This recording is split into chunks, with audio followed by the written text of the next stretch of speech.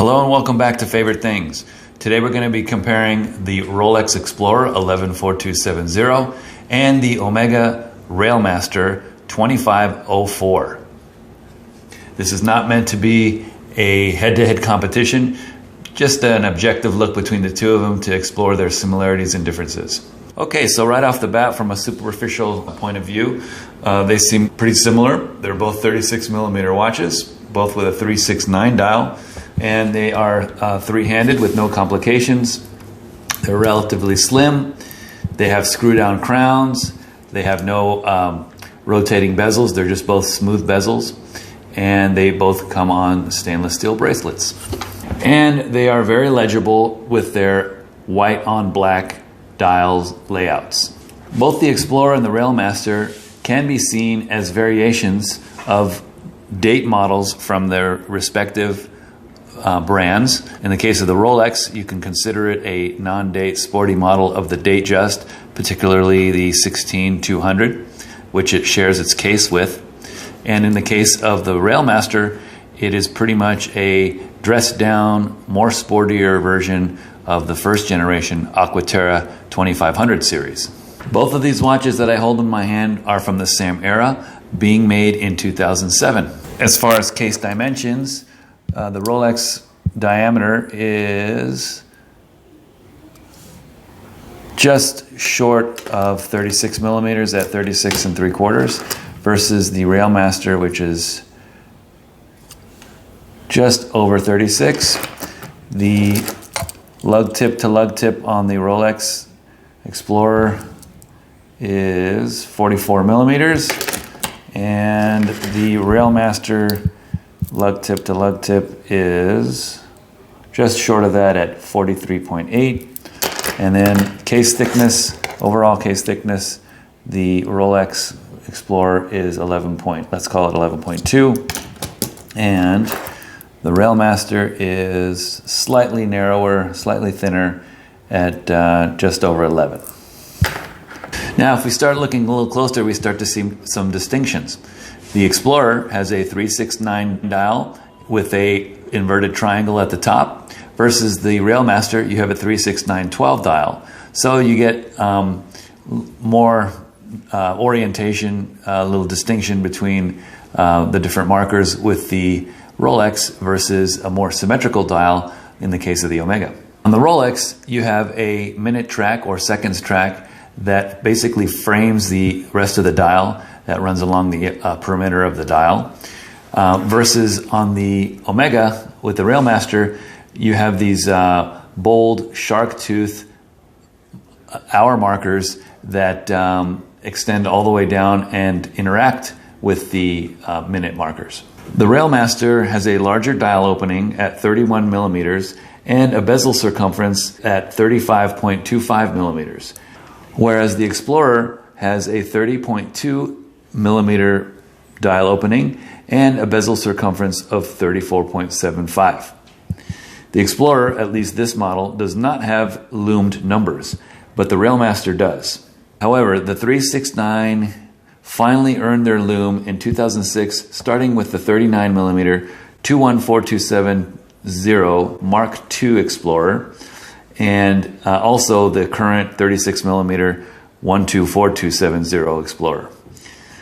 This used to be my biggest gripe with the 36mm Explorer, but I started to accept this design quirk as I learned to appreciate the design details that have been part of this Explorer's DNA all the way back to the 1990 launch of this Explorer's predecessor, the 14270. That's a full 20 years, from 1999 to 2010. And it's even a little bit longer than that if you consider the Mark I 39mm 214270 Explorer, which didn't have loom numbers for the first 3 years or so. This loom design quirk is most notable in the blackout Explorers of the 1990s. The Explorer has a glossy dial versus the Railmaster, which has a matte dial. It's kind of hard to see because both of them have very clear crystals. Although the Rolex has a flat sapphire crystal with no anti-reflective coating, and the Omega, the Railmaster, has a low-domed sapphire crystal which I believe does have anti-reflective coating on the underside. The Rolex has brushed lugs and polished sides, whereas the Railmaster has brushed sides and, for the most part, polished lugs. They are the famous twisted lugs, so there's a polish on the outside and then there's a brushed section on the internal. This Explorer has applied indices with white gold framing the indices versus the Railmaster, which has painted numbers and indices, and they are done very well. They have a very modern look. And without any fauxtina, this is more of a modern version of a Railmaster. The Rolex has the famous Mercedes handset. It's a very index-looking handset. But the Railmaster has a Dauphine hour hand and a Broad Arrow minute hand. The Explorer has this backset modified lollipop seconds hand versus the Railmaster, which has more of a syringe seconds hand. This Explorer has 20mm lugs versus the Railmaster, which has 19mm lugs. Of course, acknowledging that the 19mm lugs are present on the new 36mm Explorer 124270. The Explorer bracelet has oyster links versus the Railmaster bracelet, which has basically what are known as 1171 style links, which is kind of a hybrid between President and oyster links. Both are fully brushed, and both have a solid end link. The Rolex movement has a smoother sweep seconds at 28,800 beats per hour versus the Railmaster, which has a slightly more ticky seconds sweep, which is at 25,200 beats per hour due to the requirements of the coaxial movement. The Rolex has the classic stamped metal friction clasp, and this same clasp has been also seen on the GMT Master 2 and the Explorer 2 of similar era. Once we open the clasp, we see that the Rolex has its famous sterile caseback.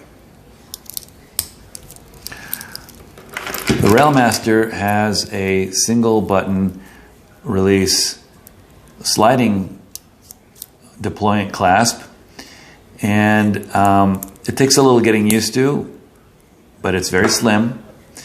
And as we open it up, we can see that the Railmaster has a exhibition caseback in sapphire showing off the 2403 coaxial movement. Both bracelets are very comfortable.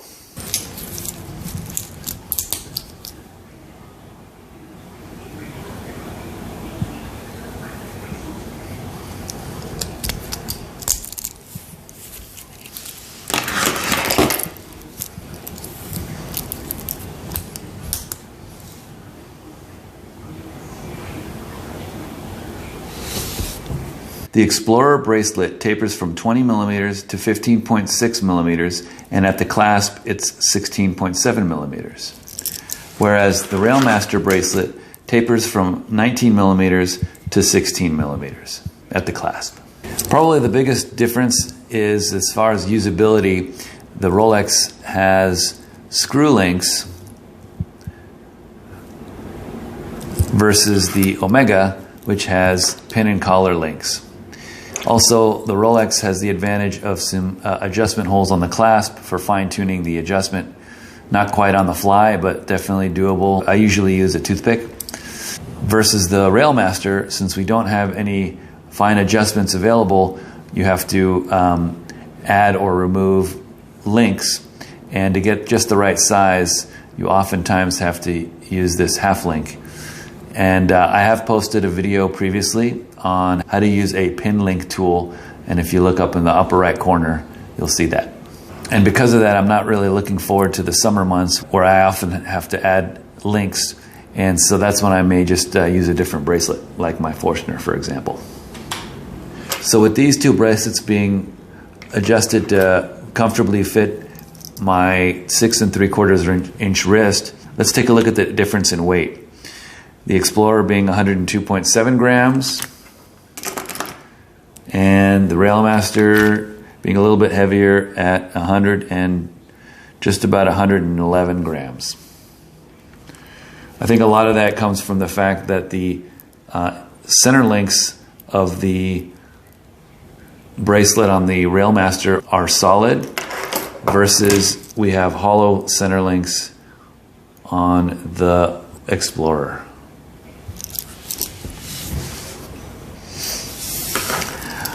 These both have screw down crowns. The water resistance is a little higher on the Railmaster, being 150 meters versus 100 meters on the Explorer. This 36 millimeter of the Aqua Terra Railmaster is definitely more rare, but the Explorer has a higher and ever increasing resale value.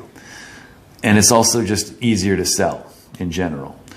Both are winners in my book, and I try not to look at them in terms of what's better and what's worse, but they're just different. And it's nice to have a little variety.